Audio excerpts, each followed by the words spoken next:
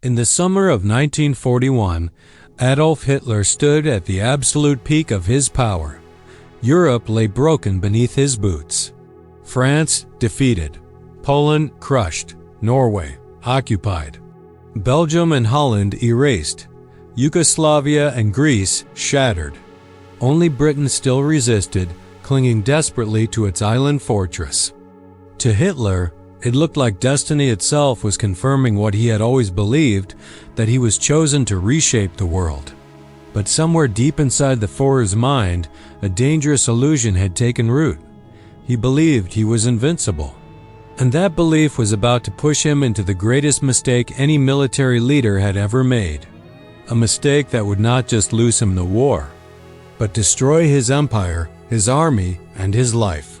By 1941, Hitler no longer trusted anyone, not his generals, not his intelligence officers, not even the brilliant commanders who had given him victory after victory. He trusted only one thing, his own instincts, and those instincts told him one powerful story: Germany cannot lose. Hitler had ignored warnings before, and each time he had been rewarded. When his generals said invading France through the Ardennes forest was madness, Hitler did it, and it worked. When they warned that attacking Britain would be too risky, he pressed forward, and Britain nearly fell. Every gamble he took seemed to turn to gold. So when Hitler looked eastward, toward the vast lands of the Soviet Union, he didn't see danger. He saw easy victory. A rotten empire waiting to collapse. The Soviet Union under Joseph Stalin was terrifying on paper. Millions of soldiers, thousands of tanks, endless land. But to Hitler, it looked like a hollow shell.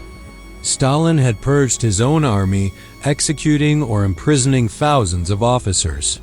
The Red Army was badly organized. Its leadership was inexperienced. When Soviet forces had struggled against tiny Finland in the Winter War of 1939, Hitler laughed. If they can barely defeat Finland, he told his generals, how will they ever stop Germany? He was convinced that if Germany struck fast and hard, the Soviet Union would collapse within weeks. He believed Russia was like a door made of rotten wood. All we have to do, he said, is kick it in and the whole structure will fall. That kick had a name: Operation Barbarossa. Not everyone shared Hitler's confidence. Germany's military intelligence warned that the Soviet Union had more tanks than anyone realized. Logistics officers warned that Russia's vast size would stretch supply lines beyond what the German army could handle. Weather experts warned that winter in the East was not like winter in Western Europe. And Hitler's own generals, men like Guderian, Halder, and Brauchitsch, begged him to reconsider. But Hitler brushed them aside. They are racially inferior, he said of the Russians. They will collapse as soon as we strike. To him, the campaign was not just military, it was ideological. The Soviet Union was the heart of what he hated most: communism, Slavs, and Jews. Destroying it was, in his twisted mind, not only strategic, it was destiny. And so, against all warnings, he ordered the largest invasion in human history. On June 22, 1941, over 3 million German soldiers surged across the Soviet border. They were joined by hundreds of thousands of allies from Romania, Hungary, Finland, and Italy. Over 3,000 tanks. Nearly 5,000 aircraft. A wall of steel stretching from the Baltic Sea to the Black Sea. It was a thunderstorm of fire. Soviet airfields were bombed into ruins before planes could take off. Entire Red Army divisions were encircled and annihilated. Hundreds of thousands of Soviet soldiers surrendered in the first weeks. German troops were stunned by how fast everything collapsed.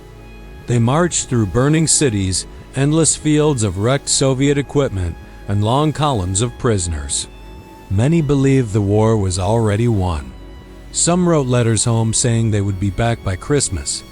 Hitler was ecstatic. "This is easier than I ever imagined," he told his staff. But beneath the surface of victory, something dangerous was happening. Something Hitler could not see. At first, Everything went according to plan. German Army Group North raced toward Leningrad. Army Group Center drove straight for Moscow. Army Group South pushed deep into Ukraine. But the Soviet Union did not collapse. It bled. It bent. But it did not break.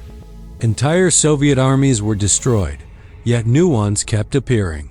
Factories were dismantled and moved east beyond German reach. Millions of civilians were mobilized to support the war effort. Stalin, instead of surrendering, dug in. And slowly, Germany began to feel the weight of Russia's vastness. German supply trucks had to drive hundreds of miles on broken roads. Fuel became scarce. Spare parts disappeared. Still, Hitler pushed them forward. Faster, harder, deeper. Then came the moment that would change everything. By August 1941, German forces were closer to Moscow than anyone had believed possible. The Soviet capital was within reach. Many generals argued that Moscow was the key to victory. It was the center of Soviet railways, communications, and government. If Moscow fell, they said, the Soviet Union would collapse. General Heinz Guderian begged Hitler, "Give me permission to drive on Moscow. We can end this war now." But Hitler saw something else. He looked south at Ukraine. Ukraine was rich with farmland, coal, and oil. Hitler wanted those resources. He believed starving the Soviet Union of food and fuel would kill it faster than taking Moscow. So he made a decision that shocked his generals. He ordered the tanks meant for Moscow to turn south instead. Moscow would wait. Ukraine would be taken first. At that moment, the fate of World War II shifted. But no one yet realized it. The German diversion to Ukraine worked. Hundreds of thousands of Soviet soldiers were encircled and captured. It was one of the largest victories in military history. Hitler was thrilled. "See?" he told his generals. "I was right again." But while German tanks were busy in the south, time was passing. And in Russia, time was a weapon. The Soviet Union was using every day to raise new armies, strengthen defenses, and prepare Moscow for a final stand. And the weather was changing. The rain began to fall. The roads turned to mud. The German war machine slowed to a crawl. By the time Hitler finally ordered his forces to turn back toward Moscow, it was already too late. Autumn swallowed the battlefield. German trucks sank into mud. Tanks broke down. Soldiers marched through freezing rain with summer uniforms. But Hitler refused to slow down. "Push forward," he demanded. Moscow must fall. The Germans advanced toward the Soviet capital in desperate conditions. But the Red Army was no longer running. It was waiting. Fresh divisions, trained in Siberia, were moving west. Defensive lines were being built around Moscow. Stalin had not fled. Soviet soldiers built trenches, minefields, and anti-tank barriers across the frozen fields outside Moscow. Behind them stood fresh Siberian divisions, hardened men trained to fight in sub-zero temperatures, and they were waiting. In early December, the Germans launched one last desperate assault on Moscow. They were closer than anyone would ever come again. From some positions, German officers could see the spires of the Kremlin through binoculars. But their men were collapsing. Frostbite ate away fingers and toes. Engines froze. Weapons jammed. German soldiers were fighting not just the Soviets, but the cold itself, and the cold was winning. Still, Hitler refused to allow retreat. "Stand your ground," he ordered. Victory is just days away, but victory was already gone. On December 5, 1941, the Red Army struck back. Siberian troops in white winter camouflage poured into the German lines. T-34 tanks, designed to fight in snow and mud, smashed through German defenses. For the first time in the war, the German army was not advancing. It was being driven backward. German units panicked. Supply lines collapsed. Entire divisions were forced into chaotic retreats, and Hitler refused to let them withdraw. Any experienced general would have pulled back to save the army.